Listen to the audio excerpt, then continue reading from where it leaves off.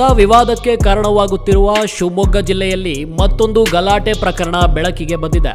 ಶಿವಮೊಗ್ಗ ಜಿಲ್ಲೆಯ ಗಾಂಧಿ ಬಡಾವಣೆಯಲ್ಲಿ ಮನೆಯಲ್ಲಿದ್ದ 4 ಜನರಿಗೆ ಚಾಕು ಹಾಗೂ ಇತರ ಆಯುಧಗಳಿಂದ ಹಲ್ಲೆ ಮಾಡಿರುವ ಆರೋಪ ಕೇಳಿ ಬಂದಿದ್ದು, ಗರ್ಭಿಣಿ ಸೇರಿ ಹಲ್ಲೆಗೊಳಗಾದ 4 ಜನರನ್ನ ಶಿವಮೊಗ್ಗದ ಮೆಗ್ಗಾನ್ ಆಸ್ಪತ್ರೆಗೆ ರವಾನೆ ಮಾಡಲಾಗಿದೆ.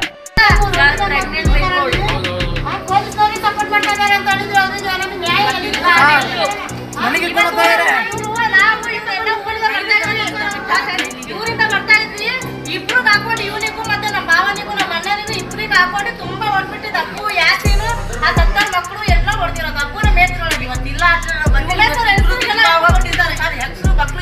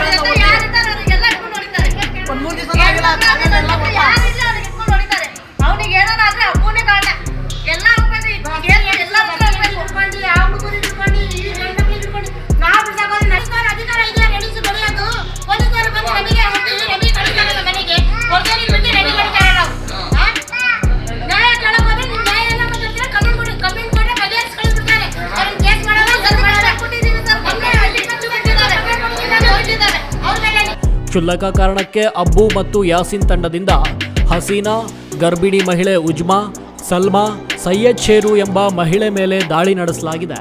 ಇನ್ನು ಬಡಾವಣೆಯಲ್ಲಿ ಬಂಗಾರದ ಚೈನ್ ಸಿಕ್ಕಿದ್ದ ವಿಚಾರಕ್ಕೆ ಸಂಬಂಧಿಸಿದಂತೆ ಈ ಗಲಾಟೆ ನಡೆದಿದ್ದು, ತಕ್ಷಣವೇ ಪೊಲೀಸರು ಸ್ಥಳಕ್ಕಾಗಮಿಸಿ ಪರಿಸ್ಥಿತಿ ನಿಭಾಯಿಸಿದ್ದಾರೆ.